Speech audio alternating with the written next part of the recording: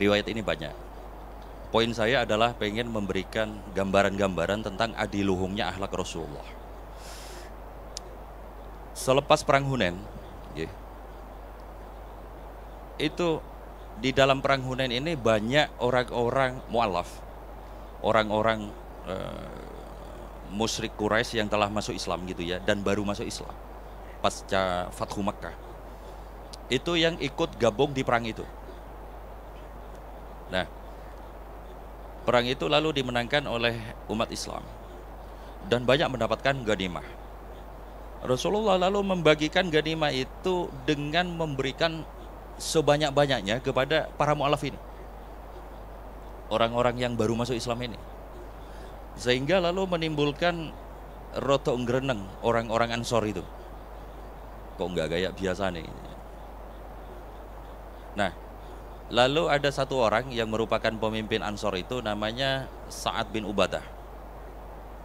Sa'ad bin Ubadah ini lalu didorong oleh orang-orang Ansor supaya nanyain kepada Kanjeng Nabi mengapa pembagian ghanimahnya itu seperti itu. Sa'ad lalu bertanya kepada Rasul, ya Rasul, orang-orang Ansor memintaku untuk bertanya kepada panjenengan, mengapa pembagian ghanimahnya itu tidak seperti biasanya. Kanjeng Nabi lalu bersabda kepada Sa'ad bin Ubadah ini, kalau begitu Sa'ad tolong kumpulkan orang-orang Ansor tersendiri. Lalu setelah mereka berkumpul, Kanjeng Nabi nemoni mereka, dan Kanjeng Nabi bersabda begini. Ini dalam sirah sering dikutip. Wahai orang-orang Ansor,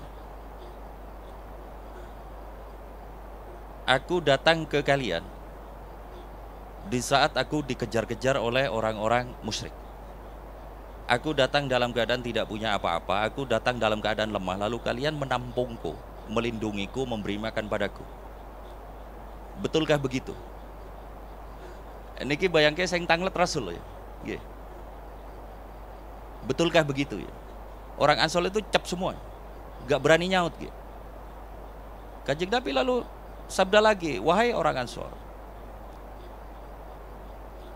mengapa kalian tidak menjawabku?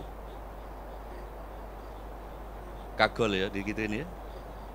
Lalu mereka berkata, ya Rasul, bagaimana kami harus memberikan jawaban padamu? Rasul lalu bersabda begini, engkau bisa mengatakan, betul Rasulullah, ketika engkau lemah kami yang melindungimu, ketika engkau lapar kami yang menjagamu, ketika engkau sedang dalam kesulitan kami yang memberi perlindungan kepadamu. Andai kalian mengatakan seperti itu, maka itu benar adanya. Gitu ya. Orang-orang itu terdiam semua ya, digituin ya. Lalu kemudian Kanjeng Nabi dawuh gini. Ini yang ungkapan beliau yang sangat spektakuler gitu. Ini sangat spektakuler. Wahai orang-orang Ansor, maukah kalian di saat orang-orang itu, orang-orang Quraisy itu ya maksudnya, di saat orang-orang Quraisy itu mendapatkan pulang ke rumahnya dengan membawa onta dan kambing, adapun kalian orang-orang Ansor pulang ke rumah kalian dengan membawa Rasulullah sallallahu alaihi wasallam. Itu nangis semua orang Ansor itu. Nangis. Seketika nangis. Coba bayangin. Bagaimana Rasulullah lalu mentamsilkan dirinya yang adiluhung itu, yang laulahu lam tukhrajid dunya minal adami gitu ya, mentamsilkan dirinya yang mulia itu dengan sesuatu yang hina dina, yakni kambing dan unta. Itu nek enggak batin yang adiluhung itu angel gitu.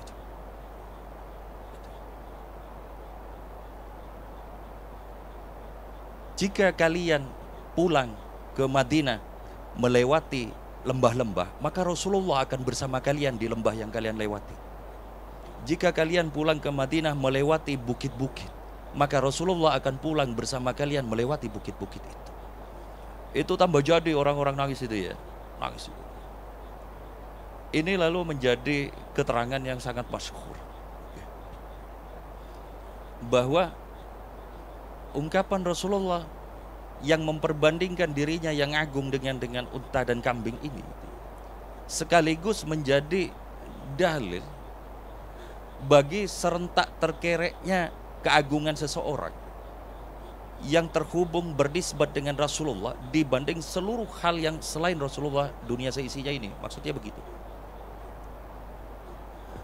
Kalau mungkin dikatakan dengan ungkapan yang ekstrim, yang mungkin kita tidak terbiasa untuk mendengarnya, ungkapan tersebut bisa diturunkan menjadi sejenis kalimat begini: jika engkau bisa bersolawat kepada Rasulullah, maka satu solawatmu itu sungguh lebih adiluhung dari uang berapapun angkanya. Gitu ya. Ini kan angel gitu. Oh, tetap uang penting. Gap yang dahsyat ini ya teman-teman. Gap yang dahsyat ini pada konteks akhlak tadi itu benar-benar lalu menjadi uswatun hasanah yang itu memang gak akan pernah ada ujungnya untuk dikulak oleh siapapun dalam bentuk apapun, gak ada ujungnya. Saking begitu berlimpahnya gap yang terjadi antara Rasulullah dengan manusia pada umumnya atau kita. Ya teman-teman, kita lalu melalui begitu banyak riwayat keteladanan terkait akhlak Kanjeng Nabi Shallallahu Alaihi Wasallam ini, kita itu bagaikan lalu memiliki standar yang kita sendiri paham itu tidak akan mampu kita jangkau standarnya. Kalau panjenengan merasa misal telah berbuat baik, maka level baiknya panjenengan ini masih tidak ada apa-apanya dibanding standari Rasulullah. Sehingga bagaikan kita itu bagaikan menaiki tangga itu loh, yang tangga itu tidak pernah ada ujungnya, karena standarnya adalah standar Rasulullah. Panjenengan kalau kuliah misalnya katakanlah standar the bestnya itu adalah misalnya IP-nya 4 gitu ya, misalnya, yang mencapai itu banyak. Tetapi coba bayangin, ketika panjenengan menjadi orang yang paling menentukan selamatnya orang lain dunia dan akhirat, lalu panjenengan tidak dikenali seseorang, bagaimana kita itu bisa menerima peristiwa itu? Itu hanya Rasulullah yang bisa begitu. Itu hanya Rasulullah yang bisa begitu.